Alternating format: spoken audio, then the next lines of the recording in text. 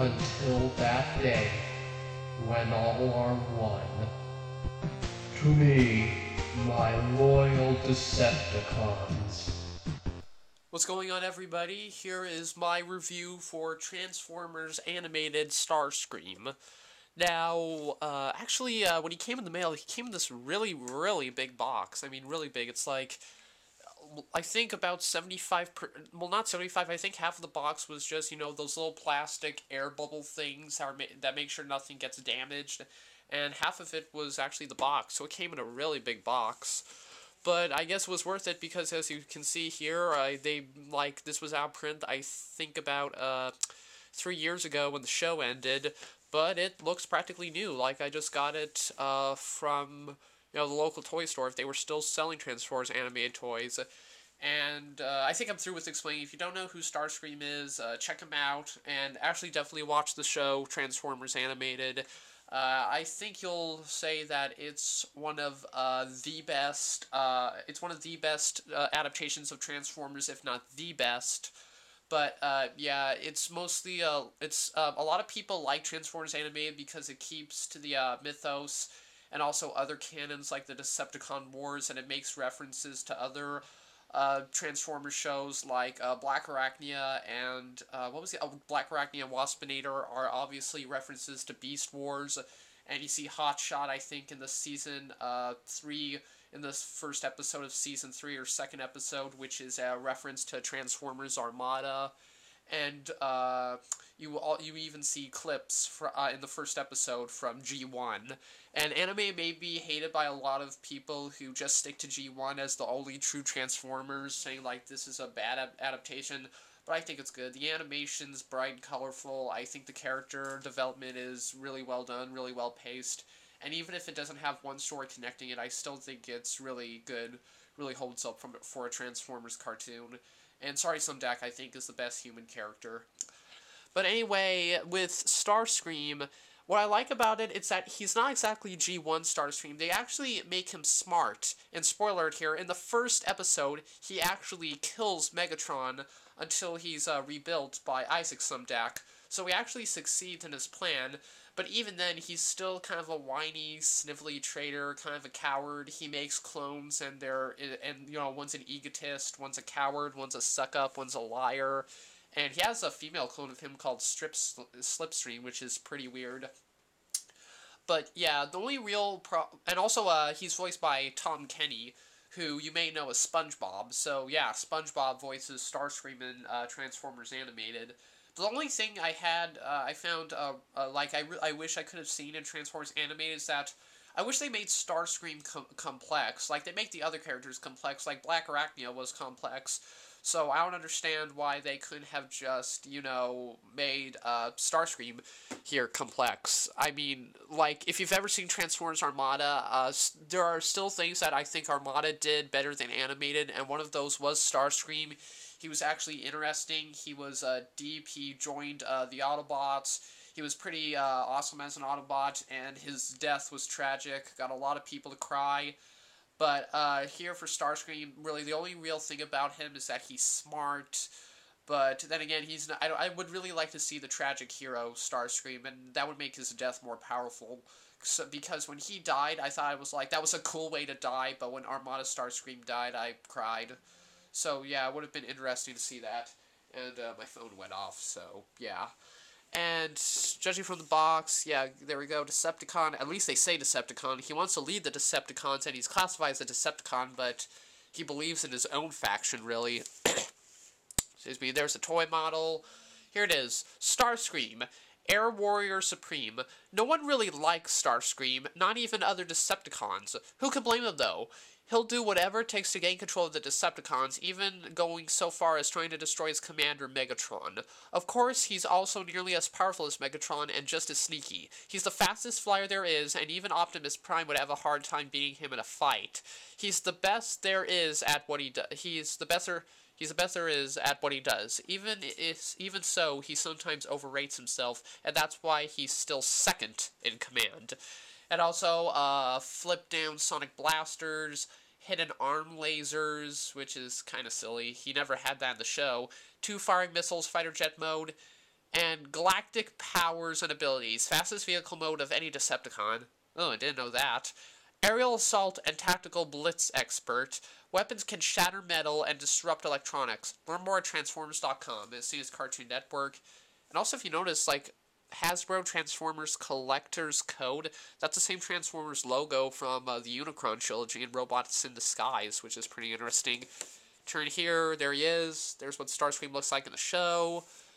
And, yeah, so I'm going to open him up and I'm going to see what he's like. Okay, well, I can safely say this guy was a nightmare to transform. Since I'm a collector and I want to keep the box in one piece, it was a nightmare with all this stringy stuff and this tape, and also this cardboard at the bottom.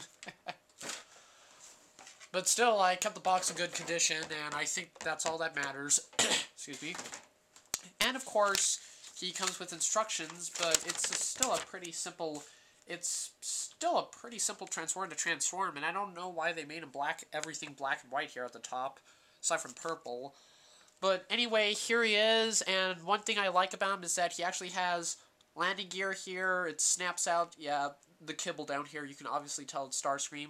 He rolls around well, not too far, but still it's good.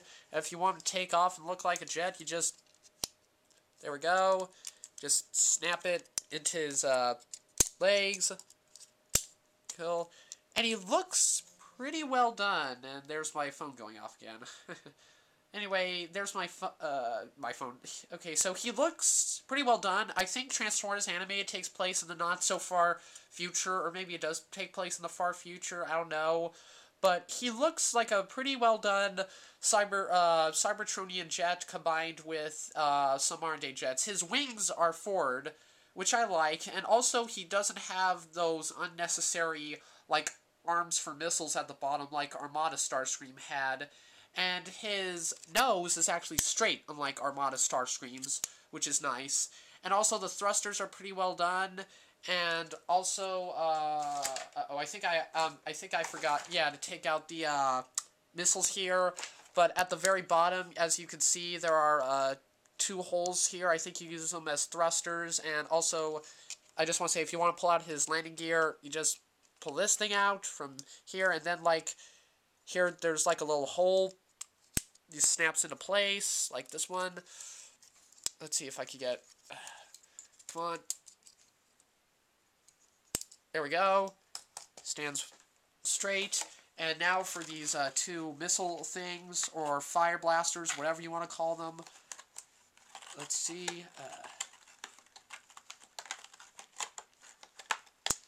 Hard.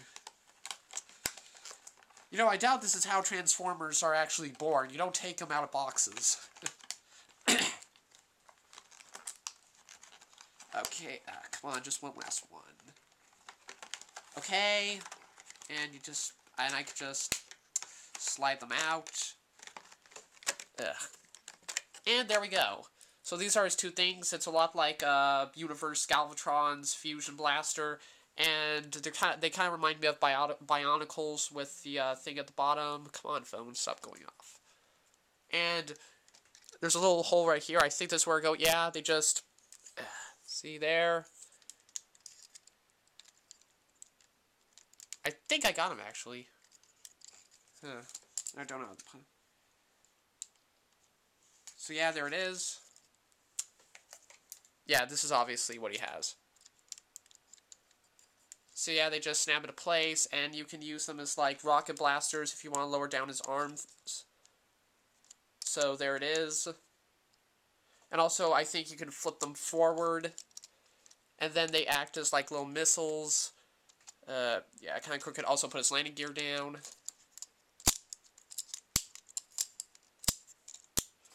There it is. This one's kind of crooked. Oh. Also, he's fairly loose. Like, these two parts kind of can snap back into place, but all you have to do is really, like, snap them back in. He also has a gear system, which is kind of annoying. If you don't know what that is, I'll get to that later. Also, you can fire them, if I can find the blasters. So that's pretty cool. I'm going to get the back when he's flipping over. And now to transform him, I'm going to try it. If you see a cutaway, then he's going to be in robot mode, but I think I can try to transform him. What you do is that you take these two things. Kind of bend them down, wiggle them off. Whoa, sorry. See, I think I'm supposed to bend them down. There we go. Those are obviously his legs.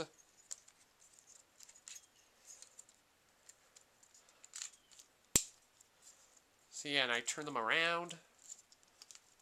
I think. Kind of looks already like a Starscream. Then, I think I'll pull them out. And here are his little fusion things. Oh, I think I got him. I could be transforming him. He's an easy transformer.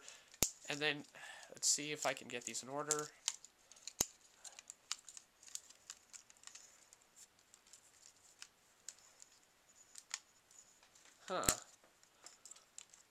There we go. Oh, the gears are kicking in.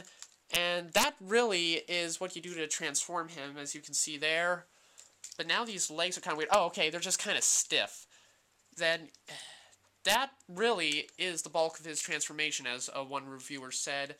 Now you have to find a way to snap these in, supposedly. Oh, there we go.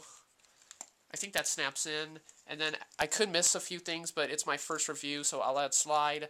Then the feet, as you can see there, you just snap them open. Kind of hard, but it's good for leg support. Thank God he has these. Thank Primus he has these.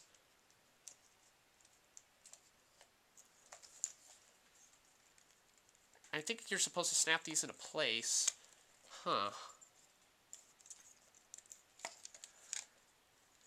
He's still kind of loose. Okay, I'll cut away. I'm going to cut away. I'll find out what I have to do really to transform better and get some better angles, but I'll be back. Okay, everybody, I have the full robot mode, and really there wasn't too much that I had to do. I just had to, as you can see here, really just snap the knees in place, and also get these two things open. This weird kind of like cape thing kind of just comes together, so you have to just, there we go, snap it open into these pegs, and also just kind of like snap it in place there as well. And really, yeah, that's all I had to do. Now, it is kind of hard to make him stand up straight, like not at an angle. Like, I guess that's good, but even then, he's kind of like saying at an angle. I'll experiment with his torso a little bit. But overall, he does look pretty well. Pretty good, sorry. And also, even an interesting thing is that when you load these, like, see, these blasters in, they really don't snap in place, though. They really don't, there's no real snap. I think all you really do is just you put them in, and where's this thing? That's oh, it's here. You just snap them in, and there we go. It launches. It's not as impressive as Universe Galvatron's missiles, but they'll do. And also in the show, he could fire like a million. Like it was like a machine gun. He could fire 1,000,000 of these a second.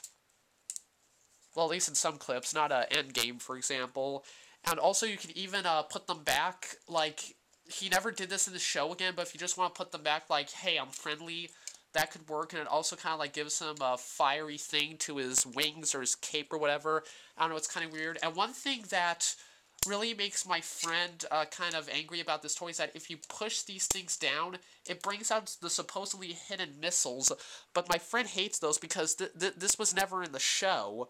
So why on earth did they include these things, as you can see? And I kind of agree with him, but I'm not exactly that angry because, well, a lot of stuff that this Starscream has wasn't in the show. As you can see here, like, why is he this blue instead of the traditional gray? And what is with this whole hunchback thing? Like, really, why did they include this? Like, this cape? He never had this in a show. Even when he turned around, he didn't have this kibble. And it kind of gets in the way, and it barely hooks in place. So, yeah, in terms of actually matching him up with the show, he gets like a B- or a C+. I mean, what's with this hunchback thing? And also, what's with these lasers? So, yeah, it's pretty silly. And also, I don't think exactly the blue was with him in the show. Like, he was kind of grayish purple, like a light, like, very little purple, but he wasn't this blue. There we go. But also, but in terms of a toy himself, he's pretty well done. I mean, like, I always get the feeling that, yeah, he's easy to transform, and you can obviously see a jet in him. He has the window here, his face is well detailed, his, I don't know if you can see it, his teeth are really orange. I don't know why they did that. And also, he doesn't have any sound effects, but it kind of forgives, and now my watch is going off. Why is every piece of technology against me today? And overall, yeah, he actually can, he has good articulation also, even with everything snaps in place. His knees can go round and round, his arms are really well done, you can actually lower them down, he can touch, like, anything around his stomach, stop going off, and also his thumbs are kind of loose, but they also work well, and, again, like, his whole, arm thing is kind of cool. Like, take, for example, I'm draping down my, fire thingamajigs or whatever. His head doesn't move, obviously, but he can walk well. Da-da-da-da-da-da-da. And also, I kind of like the fact that like, I think it was with it on every, Decepticon, thing. Like, you probably can't see it because it's kind of fuzzy, but the Decepticon logos are gold, which I kind of like. I think it was the same thing in the Battle Begins Megatron. The Decepticon logos, and even I think the Autobot logos are gold. So that's pretty well done. And overall, although he may not be entirely similar to a cartoon animated Starscream, he's still a pretty decent figure. Now, it's up to you whether or not you think $30, like $30 is the price to spend on this guy. But I think it was worth it. He still looks good, even with all this kibble and these cape things that always seem to go front. I think there's a hook in the back, but I can't see it. And I think I can do a lot of poses for show. Like, I was thinking about, like, doing something like this. Whoa, ah! And it just shot, well. Like, I was doing something like this, like, I would cross his arms, like, yeah. It's like, yeah, I am so awesome. But, yeah, in terms of a figure himself, he may not have the best articulation from the waist below, but he has a lot of stuff. There's a lot of hidden features, which I like. Even the lasers, although they were in the show and it kind of disturbs me, they're still kind of cool. It's like a hand knife more than a laser, really. And overall, for a figure, I think I would give animated Starscream a B+. I think excuse me, I think I would give him a B+. Because he is pretty well done, he's well drawn, and the face is pretty faithful to the original. And I also like his chest here, and the lasers are good, and there's a lot of articulation. Well, that's it for my review of animated Starscream, and I'll see you all later. Bye-bye. Support Cybertron. Subscribe.